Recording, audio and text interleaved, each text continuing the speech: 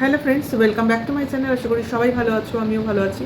তাহলে ডাক পড়লো, ছোটাছুটি করতে হচ্ছে, আর বোঝানো হচ্ছে যেন নিজে গেছে না ভাই, ডেকেছে তাই যেতে হলো। কেন সেটা তারাই জানে, যখন সামনে আসার আসবে, কিন্তু ডাক তো পড়েছে। কারণ কল্যাণী বলে কথা, দূরত্ব কিন্তু অনেক। কি করা যাবে ভাই, বিকেল 5টাতেই খাও, রাত 10টাতেই খাও, দেরি তো হবেই। মা উপোস করে আছে, তাই না?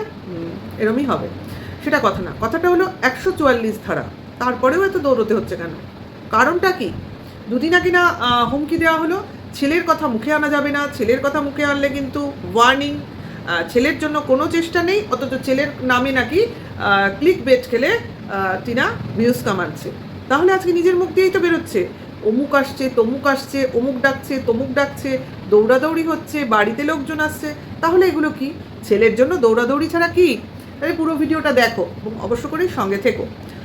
সকালবেলা তাড়াতাড়ি করে খেতে হচ্ছে, রেডি হতে হচ্ছে, স্নান টান করে গাড়ি পরিষ্কার করে ছেলেকে স্কুলে দিয়ে যেতে হবে একটা বিশেষ জায়গায়, কারণ সেখান থেকে ডাক এসেছে। আরে ডাক তো আসবেই, এরকম অনেক ডাক আসবে, আগে থেকেই শুরু হয়েছে। মাঝে মাঝে তোমরা জানতে পারো, মাঝে মাঝে জানতে পারো না, কিন্তু এটা জানানোর কারণ আছে, কারণ জানতে তোমরা হবেই। কেউ না জানাক, একজন তো আছেই জানানোর জন্য, লাইভে জানিয়ে দেবে, কারণ তার মুখ দিয়েই তোমরা সব জানতে পারছো, আমরাও জানতে পারছি। সেই জন্য যাই হোক, হলো খাওয়া দাওয়া, ছেলে বাবাকে স্কুলে ছেড়ে দেওয়া হলো এবং তারপর দৌড় দিলাম গন্তব্যস্থলের উদ্দেশ্যে। এবার সেখানে কতক্ষণ ছিলাম সেটা বাড়িতে আসার পর জানতে পারলাম, খেতে খেতে। বলেই দিল, টোকেন নিয়ে বসেছিল, ওয়েট করতে হয়েছে, তার টাইমেই তাকে ডাকবে না, কারণ তুমি বড় ব্লগার ইউটিউবে, ওখানে গিয়ে তোমার জায়গা কোথায়? চুনোপুটির মতোই। তোমার যখন সময় আসবে তখন তোমায় ডাক দেবে। কীরমভাবে দাঁড়াতে হয়েছিল? জো হুজুর হো হুজুর করে, তো এরমই হয় মানুষকে, এরকমই দাঁড়াতে হয় প্রশাসনের সামনে। কারণ যখন আমি নিজেকে সেই জায়গায় নিয়ে গেছি, তখন ভুগতে তো আমাকে হবেই ভাই। যতই আমি হাসি, যতই আমি বুক চিতিয়ে দাঁড়াই, সেখানে তো আমার মুখটা চুনি হয়ে গেছিলো, তাই না? ভিডিওস ওখানে কেউ পুজবে না, যতই সঙ্গে করে নিয়ে যাও না। আসল জায়গায় আসল জিনিস হবে। সব থেকে বড় কথা, এই কথাটা বলে নিয়ে তারপর আমি ভিডিওর মধ্যে আসবো। ভাই, সব কিছু বাদ দাও, একটা মা তার সন্তানকে চাইছে, এই চাওয়ার মধ্যে কোন নির্লজ্জতা আছে? অন্য কিছু চাইছে কি? না। বাচ্চা তার মাকে পাচ্ছে না, এটা কি কোনো অভিযোগের মধ্যে পড়ে না?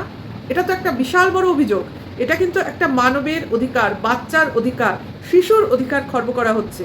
কেন শিশুটা তার মাকে পাবে না? একটা মা যখন জীবিত রয়েছে, মা যখন তার ছেলেকে চাইছে, কি পরিমাণ চাইছে তোমরা বুঝতে পারছো? অথচ আমাদের সামনে জিনিসটা আসতে দেওয়া হয়নি, আমাদের সামনে জিনিসটা চেপে রাখা হয়েছে, বিশেষ করে তার ভিউয়ার্সদের ঠকানো হয়েছে। তার ভিউয়ার্সদের সবসময় বলা হয়েছে মা হচ্ছে পাশানি, মা ছেলেকে কোনোদিনই চায়নি, মা ছেলের নাম কোনোদিনও করেনি, মা ছেলেকে ভালোই বাসেনি, মা ছেলেকে নিয়ে যেতে চায়নি, মা সব নিয়ে গেছে, ছেলেকে নিয়ে যায়নি।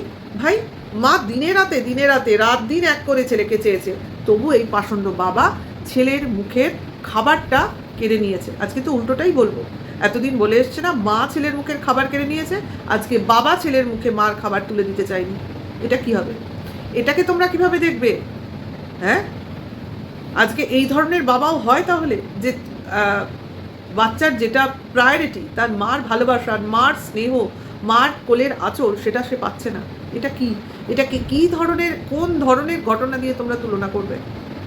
হ্যাঁ, শুধু বাধা দেওয়ার চেষ্টা চালানো হচ্ছে। পারবে কি? পারা কি সম্ভব? একটা 4 বছর হতে চলছে বাচ্চা, কি বয়স তার?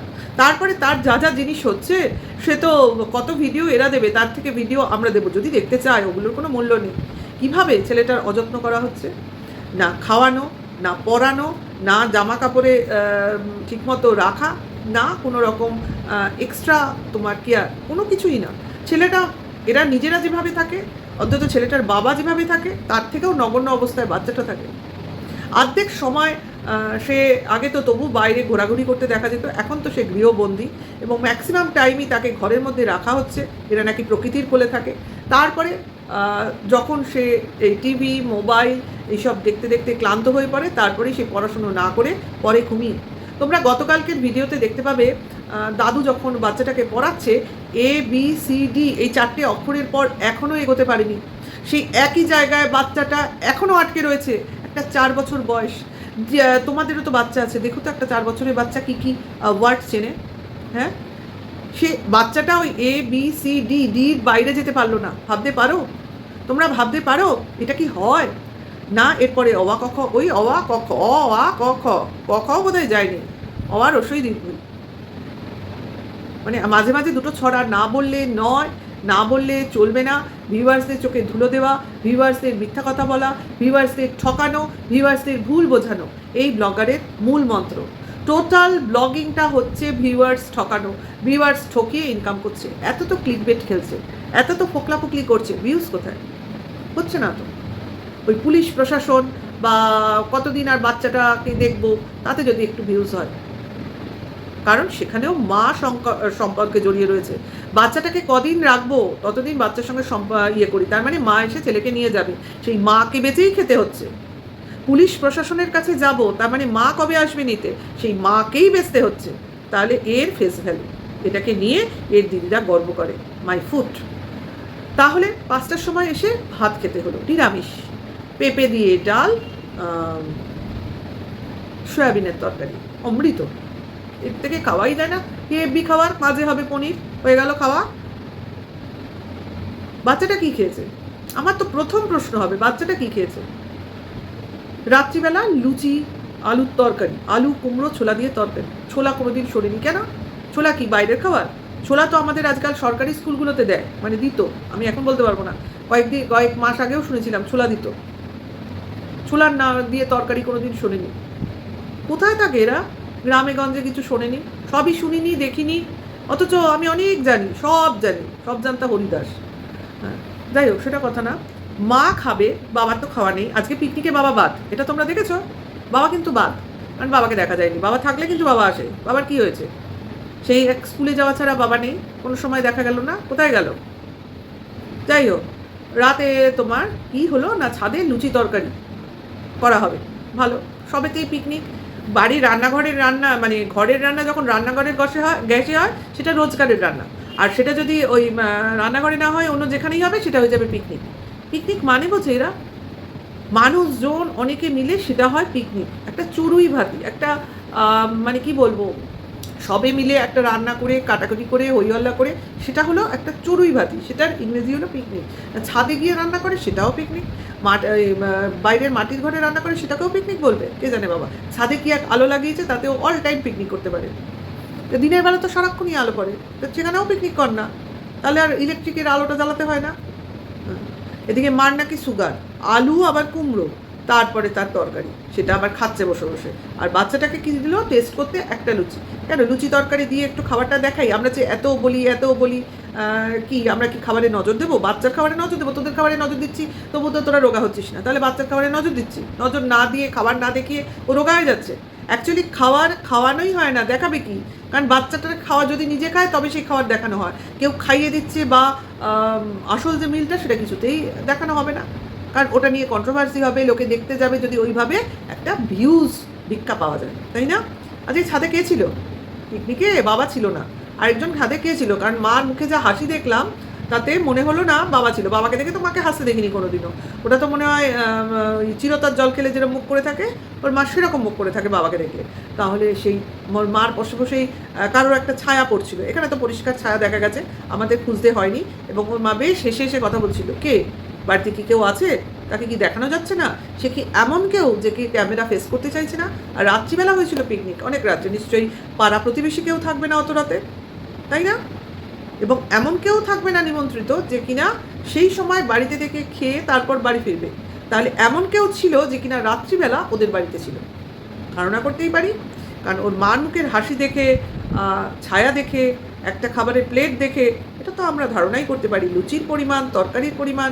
বাবা কোথায় ছিলেন? বাবা বাড়িতে ছিলেন না, মানে ওই নতুন যে ঘরটা সাজানো হয়েছে সেই ঘরে ছিলেন না, পুরনো বাড়ির নতুন ঘরে, তাই তো? সেই স্টোর রুমে ছিলেন, ক্যামেরা ফেস করতে চাইছেন না, বা বাড়িতে এমন কেউ আছে যার সামনে থাকতে চাইছেন না, তাই কি না? কে আছেন?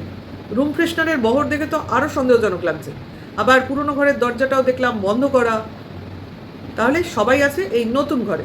মানে নিচে আর ওপরে, ওপরে তো দেখলাম মা আর ছেলেকে শুতে, তাহলে মা এসি ছাড়া শুতে পারে না কিন্তু, তাহলে ওপরের ঘরে যখন শুচ্ছে এসি কনফার্ম, এটা একদম কনফার্মই। নিচের ঘরেও ভাই এসি আছে, কারণ টন্দীপ এতটাও সাধু সন্ন্যাসী হয়ে যায়নি মাকে এসিতে দিয়ে ও গরমে নিচের ঘর যেখানে এসি নেই বলছে লোকে বা ভাববে সেই ঘরে শোবে, নিচের ঘরেও এসি আছে, মানে নতুন ঘরে। পুরোনো ঘরের এসিটা এখন থাক, ওটা থাক, আপাতত থাক। যদি সেরকম কোনো গেস্ট আসে, যেমন দুদিন আগে এসেছিলো সেই কাকু কাকিমা, সেই ক্ষেত্রে তখন কোনো একটা ঘর ছেড়ে তাদের তো আবার ওই পুরোনো ঘরের এসিতে গিয়ে শুতে হবে, সেরকম ব্যবস্থা। তাহলে ধরেই নিচ্ছি যে ব্যক্তিটি ছিলেন যাকে দেখে টন্দীপের মার হাসি এরম হয়ে গেছিল, এবং যার ছায়া আমরা দেখেছি, যার ছায়ার সামনে খাবারের প্লেট দেখেছি, হ্যাঁ, তা সে ব্যক্তিটি রাত্রে বাড়ি যায়নি। কি মহিলা না পুরুষ বুঝতে পারলাম না। তার মা যখন হাসছে কারোর দিকে তাকে, সে পুরুষ নয়, তাকে মহিলাই ধরে নেব, আশা করি কোনো পুরুষের দিকে উনি তাকিয়ে আসবেন না, ঠিক আছে। সে তিনি নিশ্চয়ই বাড়িতেই ছিলেন। ওকে, তাহলে মার ছেলে ওপরে শুয়েছে, এটা কনফার্ম দেখিয়ে দিয়েছে। তাহলে নিচের ঘরে টন্দীপ শুয়েছে, তাহলে ওই ব্যক্তিটি কোথায় শুয়েছিলেন, মানে ওই মহিলা ব্যক্তিটি, তাই তো। পুরো পুরুষ ব্যক্তি হলে তো মা তাকিয়ে হাসবে না, কি বলো, সেটাই তো স্বাভাবিক। তাহলে মহিলা হলেই হাসবেন। অত রাত্রে বাড়িও যাননি, ওদের বাড়িই ছিলেন, তাহলে কি টন্দীপের ঘরেই ওর স্থান হয়েছিল? আমি কিন্তু দেখিনি, অনুমান ভিত্তিক বলছি, আমি কিন্তু দেখিনি, কিন্তু অনুমান করতে পারছি ছায়া দেখে, হাসি দেখে, খাবারের প্লেট দেখে, ঠিক আছে। এইবার শোয়ার সিস্টেমটাও দেখেছি, কাজে এই অনুমানটাই আমার এই সাদা মাথায় আসছে। আর আমার সাদা মাথায় কোনো কাদা নেই, এবার যে যদি কাদা মাখিয়ে ভাবতে চাও তো ভেবে নিও। তো আমার মনে হচ্ছে নিশ্চয়ই বারান্দায় সোফায় সে শোবে না, কারণ মার ঘরে যখন দেখায়নি ও নিচের ঘরেই শোয়াবে, কি বল, ভুল বলিনি নিশ্চয়ই। যাই হোক, ভাবছি ছেলেটার মনে কি চাপ পড়ছে, বাচ্চাটা কি ভাবছে না কি হচ্ছে, কি ব্যাপার, কারণ ছেলেটা কিন্তু টিভি মোবাইল দেখলে অন্যদিকে তাকায় না, তোমরা দেখবে তখন কিন্তু এরকম কোনো ব্যাপার হলে ছেলেকে টিভি মোবাইলের দিকে তাকিয়ে বসিয়ে দেয়, ছেলেকে ওই দিকে বিজি করে রাখে। ওরা কিন্তু এটা খুব ভালো জানে, ছেলেটা মোবাইল দেখলে পাশে ঝগড়াঝাটি হলেও তাকাবে না। সেই একই জিনিস হয়েছিল যেদিন কিনা টিনা ওর বাড়ির লোকজনের সঙ্গে বাড়ি থেকে বেরিয়ে এসেছিল, ওই ছেলের হাতে কিন্তু মোবাইল ছিল, তার জন্যই ছেলেটা বুঝতে পারেনি মা চলে যাচ্ছে, মার সঙ্গে তাহলে না হলেও যেত।